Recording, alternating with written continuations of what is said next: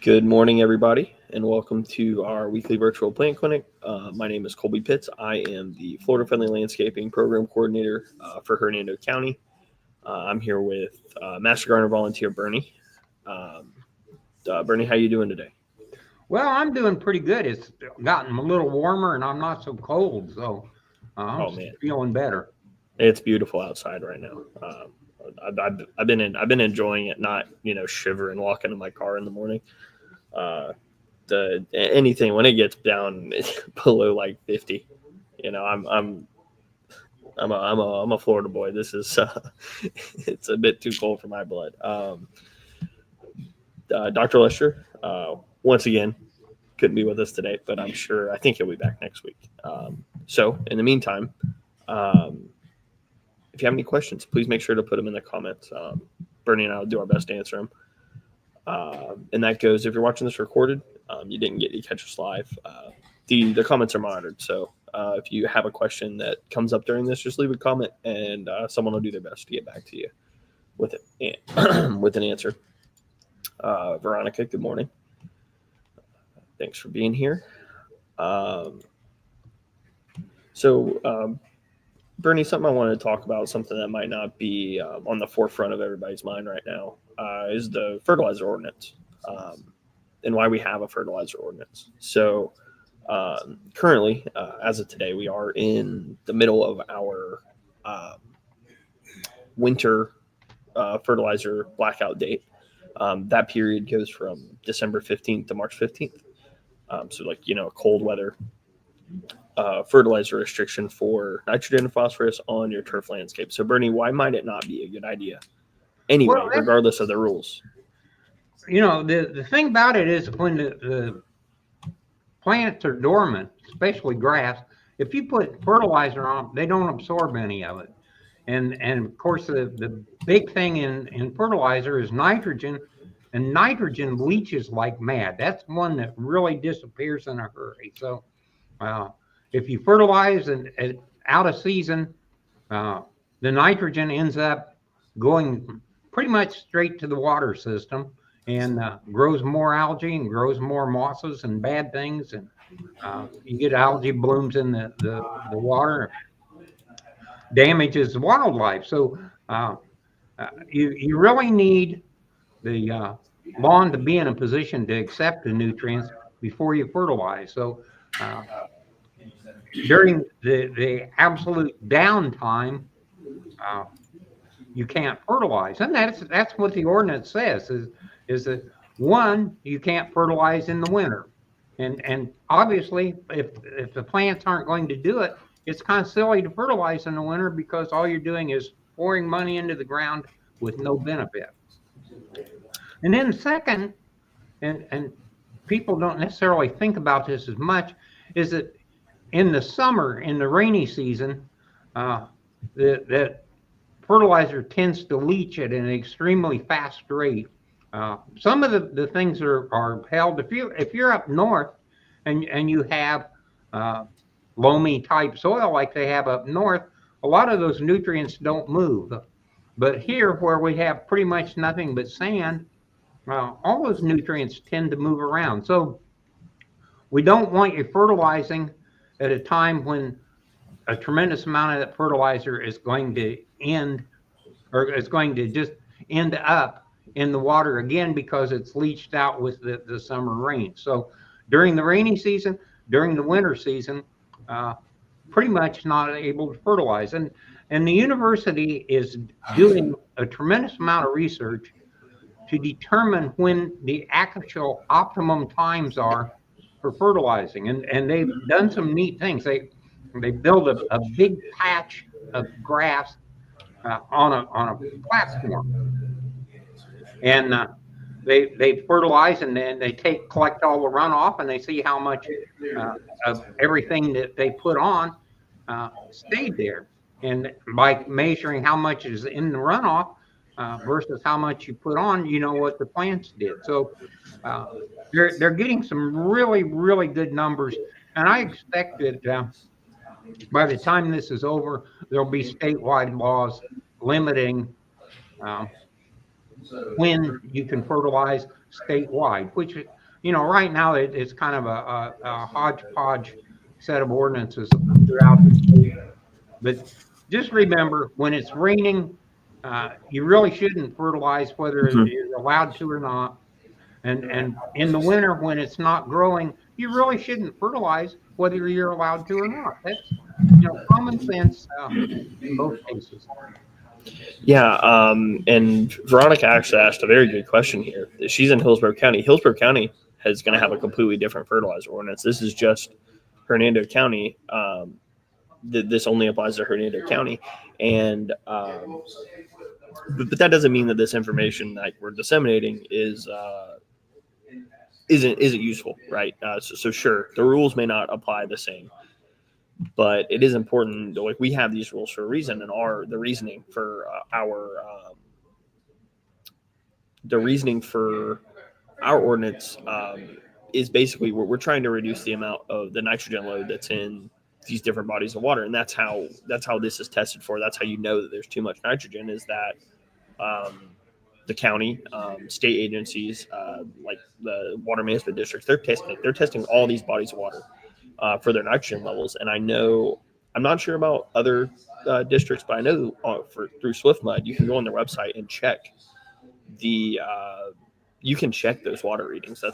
It's publicly available information to see, and you can tell around a lot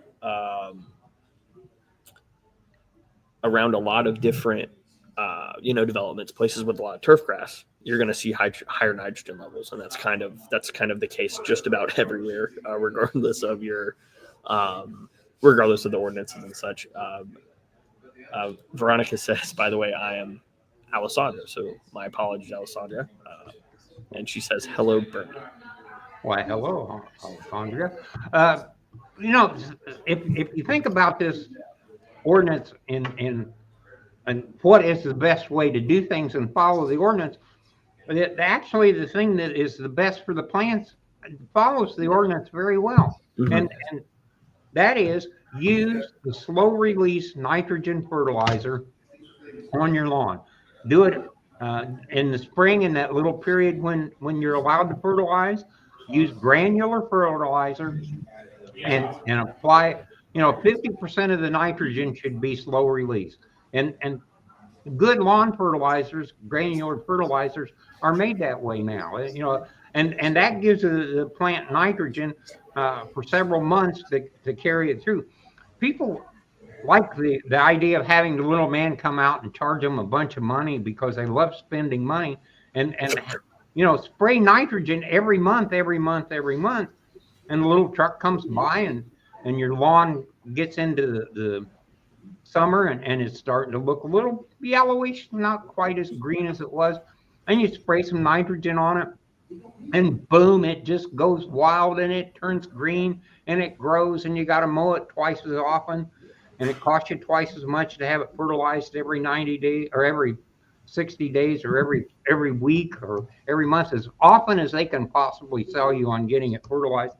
Doesn't do the plants any good at all. The trick is you use the slow release nitrogen, and then when you get to the point where it is starting to lose color, it's still happy. The lawn isn't in bad shape. The trick is put down some ironite or one of the iron compounds, and it turns green again. And you haven't kicked the lawn up into grow mode. You're not mowing it twice as often, so it's just a lot better for the plant. So Sure. And it's important to realize previously, before this ordinance, I might not be exactly correct because I didn't work here then, but commercial applicators in Hernando County, I want to preface this as just Hernando County, they were exempt. So a commercial applicator could put down, so you paid the little truck, like Bernie was saying, to come by and put nitrogen down. They could do that. But now in Hernando County anyway, they no longer can put down nitrogen either. It's happened a couple of times where I've been, out. We talk about the fertilizer ordinances. I want to say, well, then what is he doing? Because he's, the trucks are coming. They're coming every month because you're paying them every month to come during that time. So it's important to kind of know, maybe pay attention to what they're putting on your lawn, just so just to make sure you're within you're compliant with code, but also just to know like, hey, they put this down at this time. So if you ever have any issues, it's much easier to diagnose. You're paying the bill on those things. You have a right to know what they're doing every time, and you should know. And the responsibility for taking care of your lawn rests with you, not with these lawn care companies. So, uh, you know, if they're doing the wrong thing and you're letting them do the wrong thing, that's bad. And you know, if you got St. Augustine lawn and you're not mowing at 4 inches, if you're mowing at 2 inches, you're damaging the lawn. And if you're paying somebody to cut it at 2 inches, you're They're going to cut actually it at paying 2 inches. somebody to destroy your lawn. Yeah, and they're gonna do what you pay them to do, what you ask them for. So that's and if why they over fertilize it, yeah. you're going to end up that's one of the things that helps promote take all root rot, which is a serious problem in our county anyway. And you can't avoid everything. You're going to get some gray leaf spot, and somebody needs to know what gray leaf spot looks like, and if you've got it, they need to know what the treatment is and to do it. Mm-hmm. And if you're unable, if you're unable to do these things yourself, there's no problem with that. But you have to know what to ask for, and that's kind of where the knowledge base comes in of being like, hey, well, I know that I have take all root rot, so I know that paying someone to mow my lawn really short is not helping, or I know that fertilizer is not going to fix this big old brown spot that I have right in the middle of my yard. Actually, makes it worse. Yeah. So knowing those things, getting that information base is super helpful when it comes to being able to pay someone to do what's correct instead of paying them to do something that might like actively cause harm. One other thing I'd like to touch on with the fertilizer on this before we move on is those dates again. So like I said, we are in that winter period now, but there's also a period in the summer, and that goes back to the rains. Like you said, don't fertilize when it's raining. June 1st to September 30th in Florida. It's wet and it rains and rains and rains and then rains some more.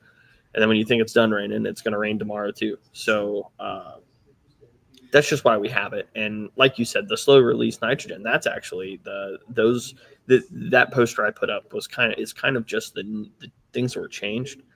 There are slow release fertilizer requirements in every fertilizer ordinance, just about. Most of that granular fertilizer you're going to buy is slow release. That's just how it's manufactured. Then, because the only stuff that's not really slow release you can get is the liquid. Yeah. No, that's not true. Like you can buy ammonium nitrate or ammonium sulfate. Yeah. Those are fast releases, but the slow release is treated sulfur coated urea, those kind of things. Those are the slow releases, and there's a plant fertilizer, Osmocote, that is in little round things. It's kind of neat, and I think it's funny because after those things are empty, they're still laying a lot. People use them on flowers a lot, and if you look in the pot and here's this little thing, and everybody thinks it's an egg of something. Oh my God! They look like little beads. Is this egg? So. Cindy says in Pinellas County that they have a very strict fertilizer ordinance, which is true. But their fertilizer ordinance actually like bans the sale, so they can't. They take it off the shelves. We don't have that luxury here.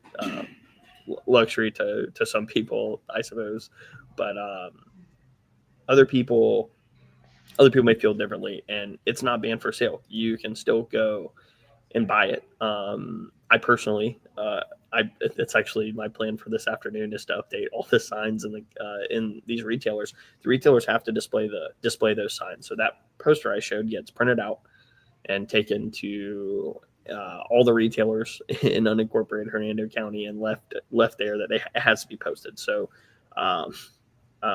it can't be banned for sale, but this has to be posted so people know. However, I run into a lot of times that people either have no idea that we even have a fertilizer ordinance or haven't seen the updated one, I think it's super common. So that's kind of why I wanted to touch on it. Well, one of the things that happens that I see where I'm face to face with the general public is the fellow that says, look, I've lived here almost all my life. I'm a 40-year resident. We never had this problem. Why are we doing this now? Well, I'm a 35-year resident of Florida.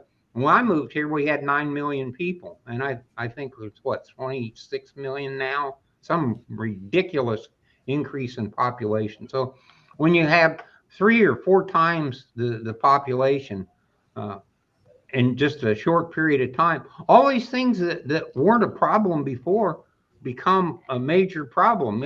All the waterways were pristine 35 years ago. Almost all the waterways now and that are near communities have got algae problems.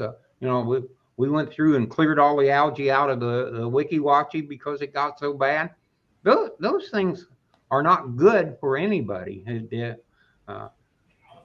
And because the population density has increased so much, you actually owe it to your neighbors to take a little more care than what you used to. So, everybody wants to water. Well, 9 million people watering 2 or 3 times a week use a little bit more water, but they don't use as much as 20 million people watering every day, which is, a lot of people say, the heck with it. My lawn doesn't look good unless it gets water, and they're not going to stop me. Well, yes, we are. It's reached a point where we either have to stop people coming here or we have to start taking care of the things that we've got. And I think since we can't stop them from coming here, we're going to have to start taking care of it. And it is just something that everybody is going to have to learn to do. I don't want to do it, but it has to be done. And I'm sure anyone. It's going to just destroy everything for everybody. So Yeah. if you want these beautiful golf courses, the golf course is an environmental nightmare in the sense that it takes a lot of resources. So if you're going to use those resources, you've got to make up for it by not using resources someplace else. And if you want any of these things, if you want a beautiful lawn, you have to take care of it. You have to learn to do the things that lawn needs yourself, because we no longer have the luxury of, we can throw anything we want at it. Instead of a million square feet of lawn in a particular area, now you've got 4 million square feet of lawn, and builders with their trucks moving in to put in another 2 or 3 million square feet of lawn. So, we're going to have to get on the ball. And I'm not an environmentalist. I'm one of those people that I kind of like the idea of if you got it there and you can turn it on and use it, I'd like to be able to do that. But I'm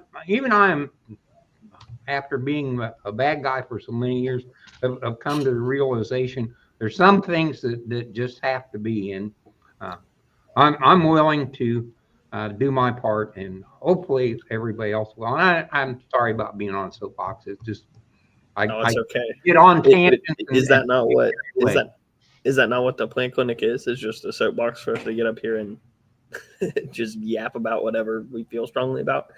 I think that it's important to remember, pretty much all these people making these rules wish, I think, and myself included, I wish that we had the water resources that everybody could just water all the time, and it wouldn't, but we don't. That's the reality. So that's why we have things like watering day restrictions and the like. It's because we just don't have the resources to go willy-nilly, maybe for a very short time, but then you'll very quickly notice things not going okay, things going poorly. Also, a quick note on the golf courses. Yes, ecological nightmares. You have to remember that the golf courses are under completely different rules and regulations when it comes to fertilizer, watering, and such, I get a lot of calls about, well, the golf course is watering at this time, and I'm like, man, that is just a completely different animal that I have absolutely no control, knowledge, etc. on exactly how that goes. So, just kind of putting that out there. I just think it's amazing. You take a golf course green, they mow it, I don't know what, half inch. Even Some short. of the Bermudas are mowable at 3/8 of an inch. That is a little tiny infinitesimal piece of grass, and it's got a great root structure and everything, but it's got somebody every night that checks its little health, and they water it every night, and they fertilize it at just the correct times, and they overdress it every once in a while with a little compost type material, and they just really take care of it. You know, if people would take care of their lawns like that, we'd have the most beautiful lawns in the whole world. But we would have people that would really be tired of doing that. Yeah, it's I won't say where, but I'm a golfer. I played recently somewhere that they, everyone is kind of feeling it when it comes to the watering, the rules that come with that.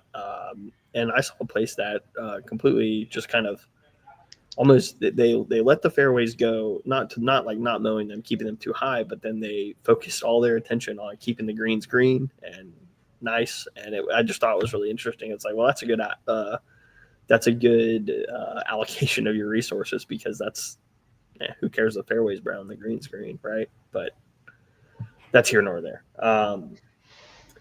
Once again, I'd like to I'll apologize for both of us for getting on our soapbox there. Like Bernie said, if you have any questions about your own landscape instead of what we're on about, please feel free to put them in the comments. Once again, these are recorded, so if you're watching this recorded, feel free to put those in the comments. Someone will get back to you. One of the things that happens, it's kind of unique with humans, is we tend to go for monocultures, and everybody seems to want to be the same. So, everybody has to have the same lawn. And I look back 30 years ago, the landscape plants that we used are totally different than what we're using now. And there's a season for all these plants apparently that red tip potenia was one that back 35 years ago, red tips, everybody had red tip shrubbery. And the problem was, because it was a monoculture, there was so much of it, it developed a disease, and the disease pretty well wiped it out, and they move on to the next one. And now everybody uses viburnums, and viburnums are starting to develop quite a few problems, and it's just happened with so many plants. We had the Asian cycad scale problem with the sagos, and if we had a little more mix, we'd have fewer problems. So it almost makes me think that the correct approach to doing these things is don't do what your neighbor did. So rugged individualism. And if you do something different from your neighbor and they start to give you a hard time, say, Bernie told me to do it. And don't tell them where they can find Bernie, because I don't want to have to deal with them either. Yeah, I mean, the monoculture issue. It is you don't find like natural monocultures almost anywhere in nature. Most of the time, it's some kind of either human interference, whether that be development, other kind of like logging or something. That's where you find monocultures, invasive species, and things like that. But monocultures don't really exist in nature, so it is kind of interesting that people try so hard to have monocultures. That's what a lawn really is most of the time. It's just a monoculture. Maybe think about doing something a little bit different. if you can. I know a lot of places you have rules where you can't do that. You must have, even down to the species of grass. I know St. Augustine's a pretty common requirement in a lot of HOAs. But having and it doesn't even have to be something like a freedom lawn or what have you. You can, if you break it up with enough bedding and things like that, you can have just a small amount of turf grass. And reducing the amount of turf grass you have not only reduces the amount of effort it takes to take care of it, but it also reduces your fertilizer input, the water input, things like that are important that we're trying to reduce the use of everywhere we can. Just introduce a little area with some natives. I'm one of the first people to admit that going all native really isn't very attractive unless you happen to be a nature lover and you really like that particular look. But it does tend to be a little messy. But if you do it in a small amount, you can make it look really neat and eliminate some of the monoculture effect and still have something that you can be proud of. And I think that's what most people want. The whole thing on the lawns goes back to the 50s when they had the big, if you can't have a great lawn, you're not much of a man. And guys went out and they bought a mower and a roller and an aerator and some hose and a hoe and a little garden cart and a wheelbarrow and some fertilizer and some grass seed and a spreader and everything that you could think of. And these guys that are pushing it, the whole thing is you're not a man if you can't have a better lawn than Joe next door. Joe's better than you are if you don't have a good lawn. And it works. And the funny thing is, Joe next door might have a microclimate, or he might have some kind of different soil chemistry that just makes it easier for him. Actually, Joe next door was competing with you because his wife was saying, "Bill over there, he's doing a lot of lawn work and you aren't." So it was kind of a funny time, but people forget those things.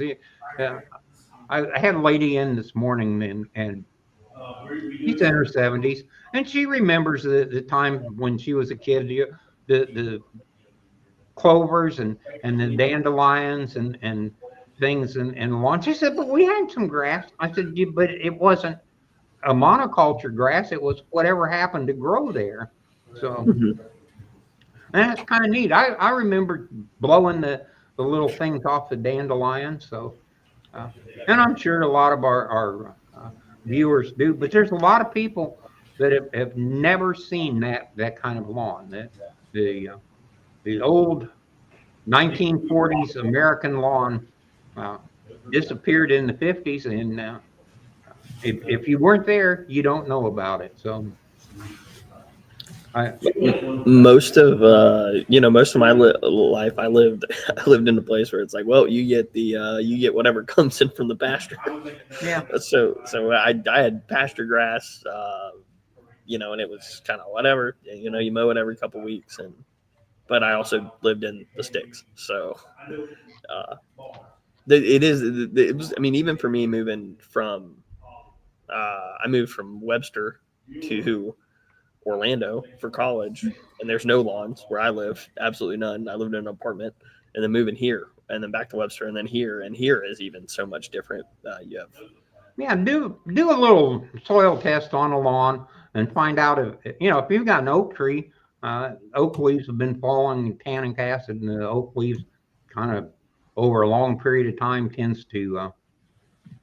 We don't have them, unfortunately. Anyway, it tends to acidify the soil, and it makes a great location for a place to plant some azaleas. Mm-hmm. So if we could just get a few azaleas and maybe some gardenias or some camellias or some of those things, a little flowering, put a little color in the lawns. It doesn't have to all be a tree on each side of the walkway. And that's about it. Do a little creative planning and Yeah, There's I mean, some really nice plants that grow here and give you some color, and you could have color at different times of the year, and it's landscaping is a really fun thing to do if you're young enough that you can get out and still do it. I'm getting to the point where if I get down, I have to have somebody get me back up. But I would really like to see a lot more flowering shrubs put in place.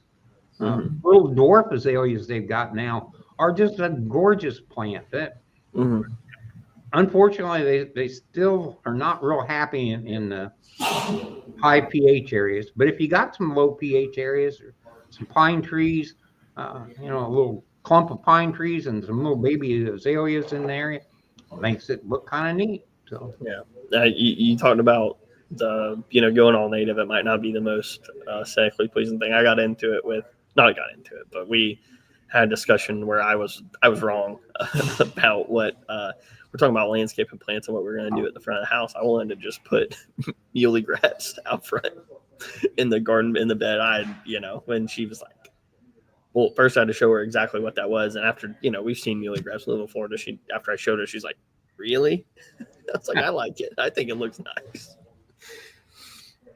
Well, it makes a good little border grass around us something. So, if you put a little island, some muley grass, that's kind of a neat plant. I like it.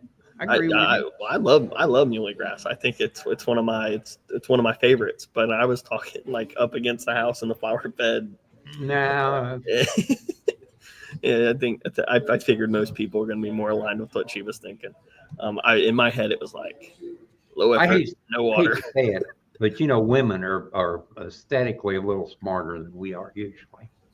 So I also think she cares more about it. So I might just concede. But Sam has a question. How to know that the cold weather was what killed their plant that grew in a container? What kind of a plant was it, Besson? Mm-hmm. A lot of times, if it wasn't really real cold, if it was just frost, you can kill the plant and the roots are okay. Potted plants, container plants, tend to have the containers cool down and damage the roots. But a high percentage of these plants that get killed to the ground do grow back if the roots haven't gotten killed. And we haven't really had one of those killer freezes. We've had, I don't know where he is, Cuban oregano. I'd say put the pot in the sun and see what happens. Mm-hmm. I think it's important to remember too. I think this might have been where you were going. When a plant's in a pot, it's not getting the benefit of the same benefit. I'm sure there's a very small one of that radiant heat that's coming out from the earth. You have to think that if a plant's planted in the ground, it's like it's got all the soil around it, and you only have a few cubic feet of soil that's retaining that heat during the day. And on top of that, those plants are not getting the same acclimation to temperature change in a pot, in a container that plants planted in the ground are going to get. So if you have potted plants and it's cold, it's like especially if they're cold sensitive, it's really important that you get them inside. It's kind of the benefit, I think, the main benefit of planting them, planting those cold sensitive plants in containers. Michelle has another question about their cold stuff. So she says, so many of my plants got burned in that one cold night. Robellini palm, Bismarck palm, plumeria, croton, etc. It seems like they're still getting worse. When will I know if they'll recover? Most of those plants are going to recover without a problem. The Robellini will recover. The Bismarck palm will recover. The plumeria, that's probably going to recover. Plumeria is kind of an awkward plant. If the stem stays hard, it doesn't get soft and mushy. It'll recover. Crotons probably are okay. The reason they're getting worse is that the parts of the plants that were damaged from the cold are going to die and fall off the plant.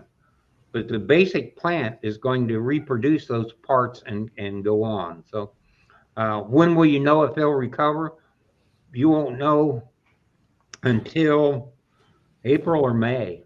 Mm-hmm. No, It's and that's why we tell people don't be in a hurry to cut the plants back. If you go in on all those plants and you start cutting them back and they are alive, you'll put them in grow mode. That wounding of the plant tends to cause the plant to come out of hibernation and go into grow mode. If we have another frost, those plants are weakened. They do not survive the second frost as well as they did the first one. So leave them alone. The bad parts of the plant that will eventually need to be removed later will tend to provide some insulation to the plant. A quick explanation of what happens is heat moves in two ways. You can heat something up and move that something, and it's that something is warm and that something radiates its heat and tends to heat things up. So people tend to think of air temperature as bringing the heat. Well, the heat actually came from radiant heat from something. So your plant's sitting there in the open air, and it's looking at a sky that is no clouds. And out in space, the temperature is minus 400 degrees or some ridiculously low temperature. And sitting on the ground, this plant at 40 degrees, well, let's say 38 degrees, is so much warmer than the sky. It radiates its heat off into the sky, trying to get to outer space. And that heat that's radiated, once it goes away, the plant temperature is falling like a brick then. And the plant gets colder and colder and colder. The air temperature is not radiating its heat. It doesn't have much mass to give up, but it's at 38 degrees. The air temperature stays at 38 degrees. The ground and the plants associated with being on the ground continue to lose heat by radiation off into space. So they drop down, they go to 30 degrees, frost forms. The frost tends to rupture the cell walls in a lot of these plants. Once the cell walls are ruptured, that part of the plant will never come back. It just doesn't have the physical capability. So the plants that get nailed at night and have this frost problem generally are plants that are not ever grown where it's going to have frost. So you're planting things that you're actually too far north for what that plant is. The plants that grow farther up north produce a little antifreeze. It starts getting cold. They instead of turning out sugars to make the plant grow, they turn out a little glycol to act like an antifreeze, and they take a colder temperature. Now, the roots are sitting there in the ground, and if all you have is one of those air temperature drop down to 34 degrees or whatever, the ground temperature never goes below 34 degrees. Actually, the ground temperature probably stays 45, 50, maybe as much as 55 or 60 degrees. So the roots are protected, the plant dies. If the plant is a woody plant, you don't touch it. You leave it alone, you wait until sometime in March or April, the plant goes into its normal growth cycle. Now you can see where the dead parts of the plant are, the things that really need to be trimmed, and you can trim them without doing any damage to the plant. If it's a herbaceous plant and it fell over and it's laying on the ground, all the pieces the cells are all ruptured and it's obviously dead. you might as well clean it up because that part is never going to grow again. Mhm. But if it's one of the herbaceous plants that says, oh, what the heck, I can survive this a little bit, I'll put a little bit of antifreeze in my stems and keep the stems going and protect the growing mode plus nodes, then you have a few leaves that show damage, and those leaves don't turn black and fall off right away. They slowly die off. There was enough antifreeze produced in the plant that it wasn't a catastrophic thing. It's going to kick those off eventually and keep going. So those plants, if they're still vertical and they look like the plant should look, and it's not this looks like Jello type thing, leave them alone. Don't worry about it. And I tell you that, and I'm one of the worst offenders of that there is. I go out and I look at them and I say, God, that looks bad. I've got to do it, and I try and try and try, and after about 2 weeks, I give up and I prune them early. So if you do, I understand, but you shouldn't. So did I explain that right? Do you understand it all? I think you got it. I think when we went over, a few weeks ago, I gave a couple classes on that cold weather landscape protection. Patience is the biggest virtue when it comes to that, because of course, there's going to be times you look at that and like, man, that thing is dead as a doornail. Like, it's done. But other times, there might be a little, is it not? I'm not sure. And the only way that you'll know is by, letting it ride out. Protect it the best you can. But, like Bernie said, you don't want to prune it. You just kind of want to leave it alone. Because a lot of times, like, you'll see a leaf that maybe has a little bit of damage. And if you immediately prune it off, one, that leaf wasn't all the way dead yet, still some function there. So you're taking that away. And then you're like, the plant's going to grow this new juvenile material that is so much more likely to be affected by that cold weather. So, patience is the biggest virtue when you're dealing with any of that, any freeze damage, cold damage to any of your plants. It's kind of an important thing to pay attention to. A real good example of a plant that every season, every winter, is going to get Nels firebush.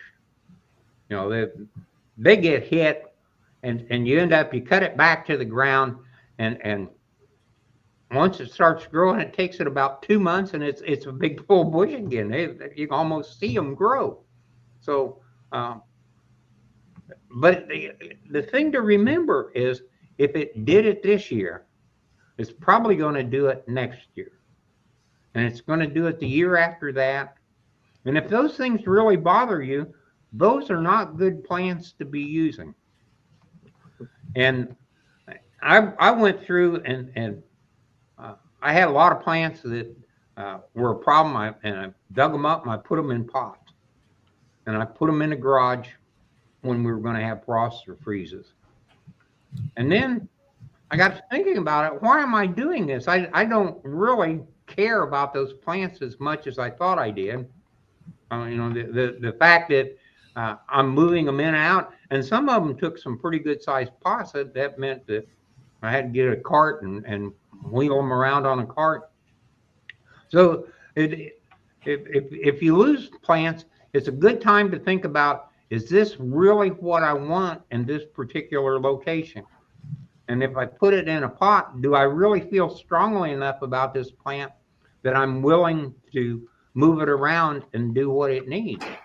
And the answer on a lot of them was no, but I have 3 big plants that I now really like, and I move them in and out. Plumeria is one of them. And I've got some little plants that I'll put in the ground that I don't mind moving them around. One thing I did find is that if you leave the plant in the pot and put it in the location you're going to put it, and find out if it's happy with that amount of sun and whatever, it gives you a good idea of whether you can put it permanently in that spot or not. And that works pretty well.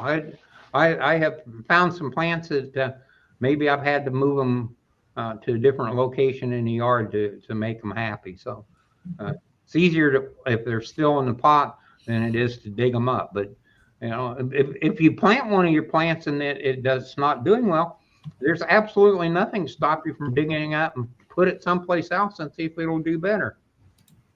The difference between the amateur and the master gardener is the size of the compost pile. Yeah. Well, Bernie, I think you got it. You're on one today. So I think we'll go ahead and start wrapping us up here. So if you have any other questions, go ahead and drop them in the comments. We got a few more minutes here. Some things that we can talk about. I'll go ahead and put our contact information. Like I said last week, any really tough, really time-intensive, difficult questions, that's the guy you want to talk to. Send it to Dr. Lester. That's the best way to reach him by email. Any of your plant pathology questions. He really likes pictures. We all like pictures. So if you're asking a plant question, whether that's in person or on email, send a picture. Better yet, if you're in person, bring in a sample. That's going to help the folks over at the extension office or me if I'm helping you. That's going to help us figure out. It's going to give us a lot more information than just the description that you can give us. And sometimes the description's enough, but really, if you want to know for sure, picture. What do they say? A picture's worth 1,000 words. If you want to talk to Bernie or anyone else at Extension, that's going to be the phone number. Bernie, you're there on Thursdays most of the day, yeah? Mm-hmm. So Thursday is the day if you want to call and talk to Bernie. Any of the Extension events, things like these classes, all that stuff can be found right here. Something I do want to touch on, we have a rain barrel workshop coming up on Saturday, February the 8th.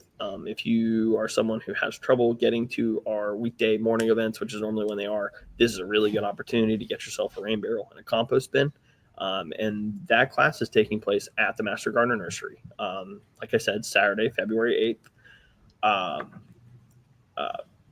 I'm trying to think of, so Saturday, February 8th. To sign up, I'll put my contact information up in a second.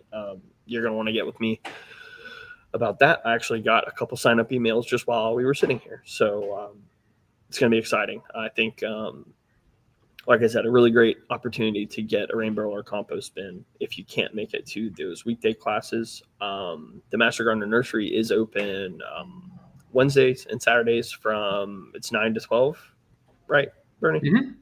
So 9 to 12. Oh, go ahead. I would like to also point out that along with the plant things, and I realize this is a plant clinic, but the extension does other things. Right now, we have a class for first-time home buyers going on and over in the classroom, and we do 4-H. We have a water marine specialist on the staff. We have farm people on the staff. So livestock people. So we can provide a lot of services, mm-hmm. And it's all free. Mm-hmm. It's for the most part, anything we can do to help you, we will. So if you've got some young people in the family that you think might be interested at all, 4-H is a great program, and that's pretty much the whole country, all the extensions. Oh yeah. Colby's group, the water people, they're a group that really want to help people, and it's not just a case of pay your water bill. It's a case of not only do we do the other things, but things like the rain sensor for your irrigation system. Mm-hmm. They pay part of the bill. If your rain sensor isn't working, you can get a credit on your water bill for getting a new rain sensor. So Mhm. there are things that are not immediately apparent that you can get help with, and the amazing thing is it's free. Actually, it isn't really. You've paid it in your taxes.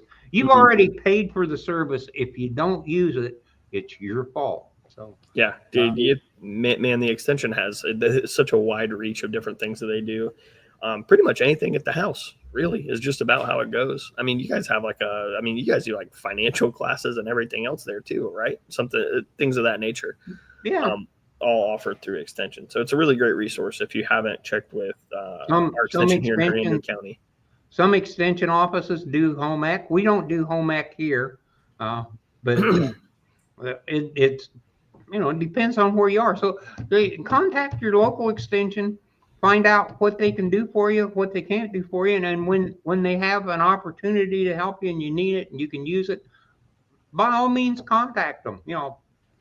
And if you have never contacted an extension office or utilities office, uh, you probably wasted some money that they could have saved you or could have helped you with, and you know, it, in perilous times like these, all the help you can get should be appreciated. So I hope that we get an opportunity to serve. That's what we're here for.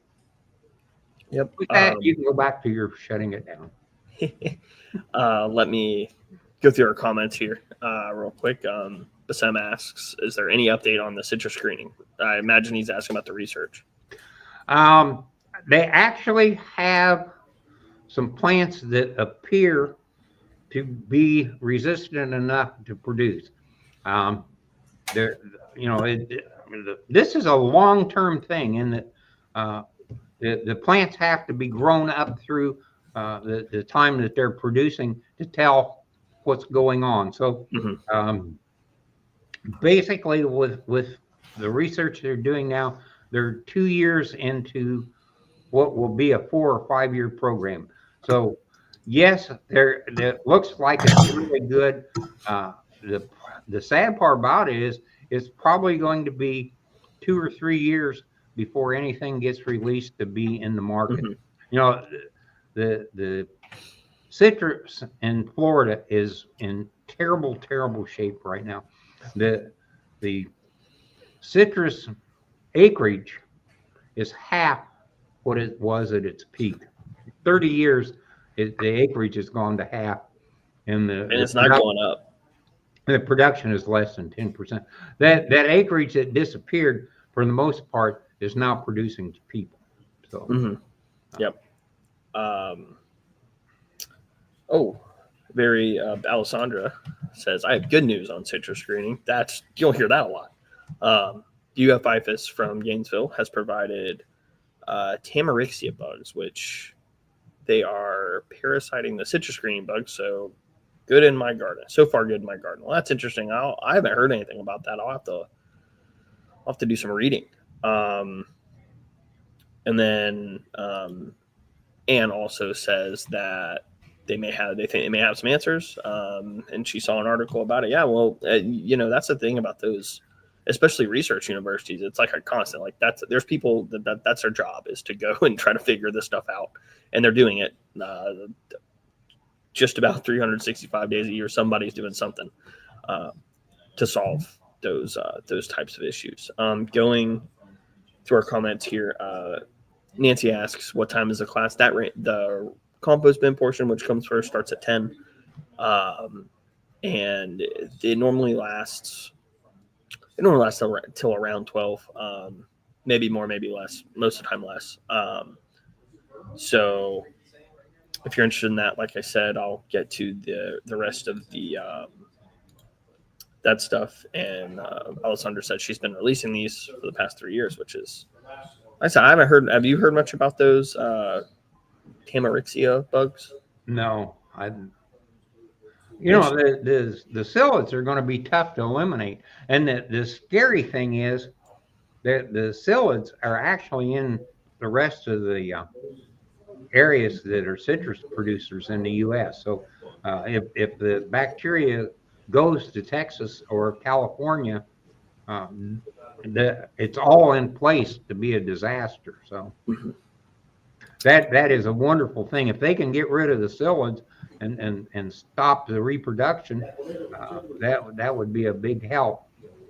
But, at this point, any place there's citrus, there is citrus greening. I had a fellow this morning that was asking, but he had 4 different kinds of trees in there, all infected. So it's super common. I mean, it's like it's almost like at this point just a given. It's not if, but when. So moving on here, kind of wrapping us up. If you want to sign up for rain barrel compost bin classes or anything Florida friendly landscaping here in Hernando County, you can go ahead and shoot me an email. You can find out more information about any of that stuff that I've talked about there at my link tree. And one of the things I wanted to touch on the link tree that Bernie so gratefully let me remember, because I almost forgot, was our rebate programs. We currently are running 3 that are separate from everything else. That's going to be our rain sensor rebate program, our high efficiency washer rebate program, and our low flow toilet rebate program. So there's requirements for all those. I'm not going to get into all of them. But if you're thinking about replacing a toilet, or your rain sensor isn't functioning, or you need a new washer, please check out this website before you do it. It can definitely save you some money. You can find all that information there at my link tree. There's a button on there that says HCUD rebates. And remember that those are only available to Hernando County Utilities Department customers. We cannot give you a rebate if you're not paying us a water bill. Kind of how that works. So we'll go through and everybody's saying thank you. And Nancy, Bassem, and Michelle. And thank you all for coming. I know we say it every week, but if you guys didn't come and watch and ask us questions, I know I would have gotten bored of doing this by now. So with that, I think I'm going to wrap us up. I hope everyone has a great rest of your day, and we'll see you next week. Thank you for being there. Seb?